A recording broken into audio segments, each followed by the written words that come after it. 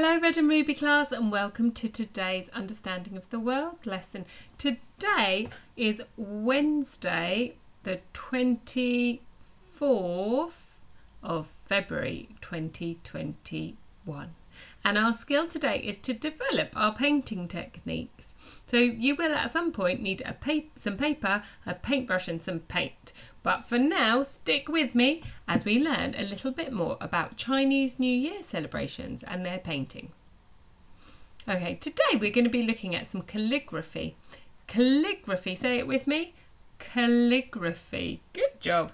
Calligraphy is the art of writing, and it was used in the Latin alphabet in Rome in 600 BC. So they've used it for years and years and years. And it's not just writing to get a message to someone, it's writing to make it look beautiful and for people to look at that and say, oh, doesn't that look pretty? They liked it so much, they carved it into the walls. Look at that. So you can see in this picture here where people have carved in the letters. So churches encouraged the development of writing and got people to copy out passages of writing, lots of writing over and over again. And the book that they copied out was the Bible in this country. So calligraphy has been used in many different countries. This is a copy of the kind of calligraphy that they used to use in the Bible in 698 AD. So it's really, really old, but again, it's really beautiful. Look at those letters. Someone has not rushed with them, have they? They've taken their time and they've ended up doing a good job.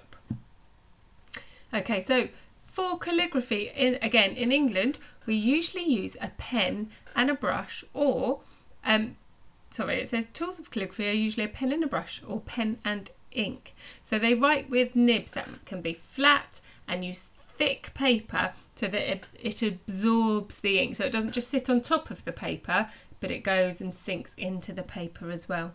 And in olden times, feathers were dipped in ink. And they were used. They were used and called quills. So here you can see that feather dipped in the ink there.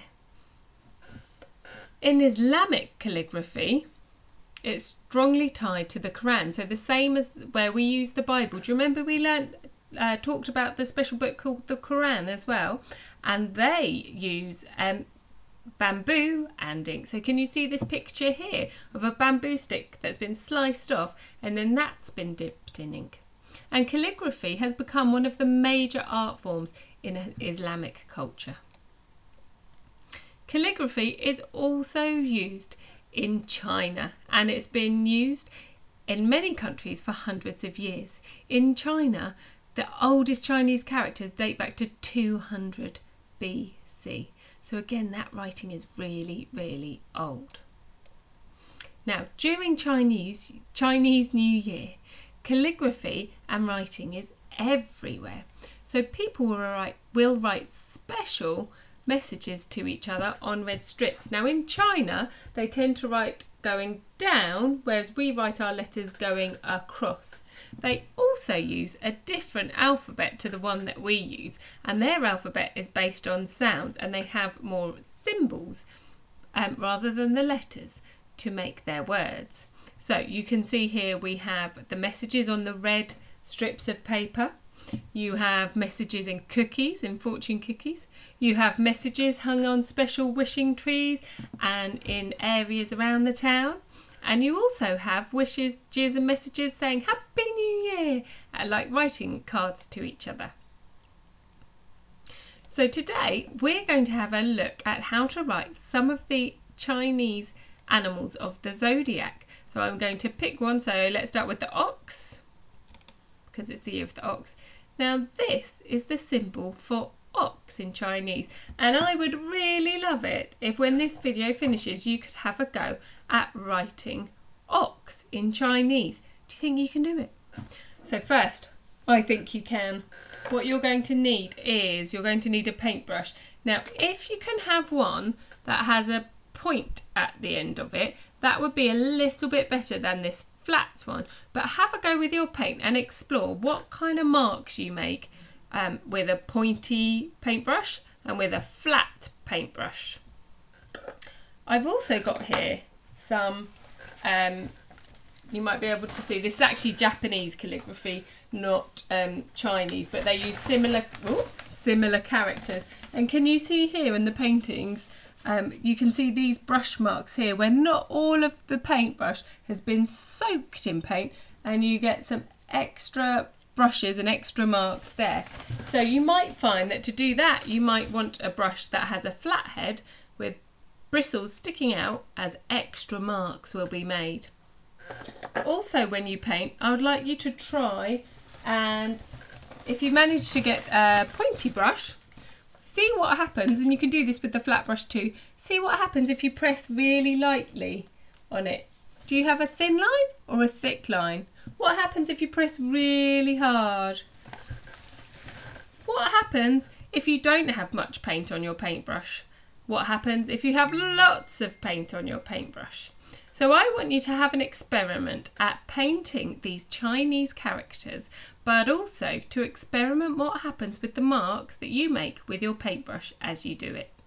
Okay, you can pause the video now as you have a go at painting ox, but what I will do is I will take you through the other animals that you may like to choose and have a go at writing as well, so you can come back and find the other animals that you might like to paint too. Okay, I can't wait to see your Chinese writing and your Chinese characters. You thought you came to school to learn English, but we're going to do Chinese as well. Amazing. Okay, I hope you all have fun. Okay, so if you've come back, I'm going to take you around the Chinese zodiac and give you a chance to see each of the Chinese characters so that you can have a go at painting them. So this is rat.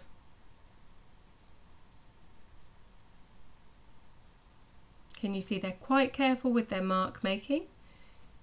It goes in a certain way, but you can do it any way you like. Just make sure you have a go at making the same kind of mark. So dot, dot, down, flick, dot, dot, and then this one, big down and flick.